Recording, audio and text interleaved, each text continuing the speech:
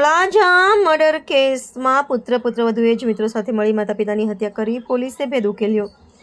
ભાવનગર જિલ્લાના તળાજામાં થયેલ દંપતીની રહસ્યમય હત્યાનો ભેદ પોલીસે ગણતરીના કલાકોમાં ઉકેલી નાખ્યો છે। મિલકત અને પૈસાની લાલચમાં સગા પુત્ર અને પુત્રવધુએ જ બે મિત્રો સાથે મળીને ક્રૂર હત્યાકાંડને અંજામ આપ્યો હોવાનું બહાર આવ્યું છે, જેમાં તળાજામાં રહેતા કિશોરભાઈ વેલજીભાઈ વૈઠા અને તેમના પત્ની રેખાબેનની સળગેલી હાલતમાં મૃતદેહ મળી આવ્યા હતા। શરૂઆતમાં અકસ્માત લાગતી આ ઘટના પીએમ રિપોર્ટમાં ગળું દબાવ્યાના નિશાન મળતા હત્યાનો ગુનો નોંધાયો હતો। કેસની ગંભીરતા જોતા પોલીસે ઊંડી તપાસ કરતા તપાસમાં સામે આવ્યું કે મૃતક કિશોરભાઈનો પુત્ર વિમલ અને પુત્રવધુ હેતલ પૈસા બાબતે અવારનવાર ઝઘડો કરતા હતા। તેઓ હેતલબેનના મિત્રો મુનીર બલોચ અને આમિર ખાન સાથે મળીને હત્યાનું પ્લાનિંગ કર્યું હતું। તારીખ 18/4/2024ના રોજ મોડી રાત્રે હેતલે તેના બંને મિત્રોને ઘરમાં પ્રવેશ આપ્યો હતો।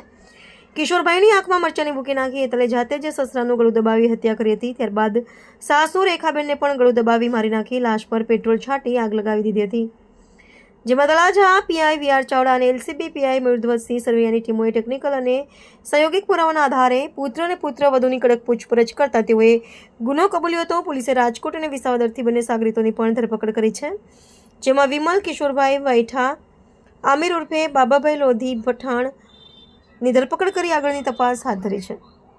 DYSP MB Nakum Talaja. Sir, આ જે સોની દંપતીનું જે હત્યા કેસ છે એની અંદર મુખ્ય આરોપી કોણ છે અને કેટલા આરોપી હતા?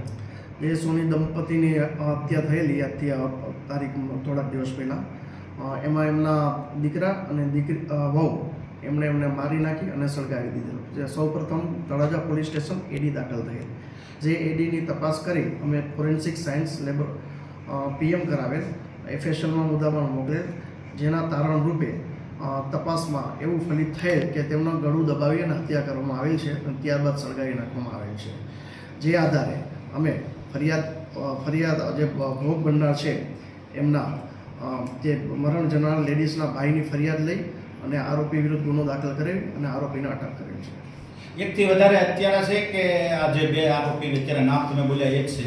જે બે આરોપી છે એ અને એમની સાથે મદદના અન્ય બે આરોપીઓ છે જેમને પણ હસ્તગત કરી લેવામાં આવે છે। એ ક્યાં ગામના છે? એ રાજકોટના છે।